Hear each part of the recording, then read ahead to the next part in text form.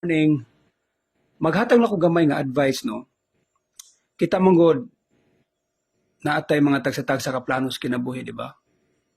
Nya, usually sa tao, dahan kay tag mga excuses, dahan tag alibays.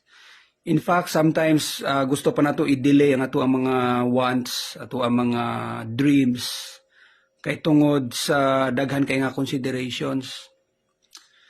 Advice na ako, siguro kailangan na to buhaton as soon as possible or mas maayo gani karon na ang ato ang mga gusto, di ba? Kay we don't know sa umaabot para dili sa namasayang atong oras waiting kung ano sa nato ni sugdan og buhat ang atong mga gusto. Mao na nga kung gilaay ka karon, gikapoy ka, gusto ka mo absent sa imong trabaho, aw text ni mo manager da nga absent na ka karon.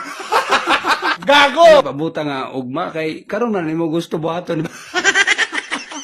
Anya, kung siguro kung ganahan ka magtagay by weekend, ana, ay na pabuta weekend ay.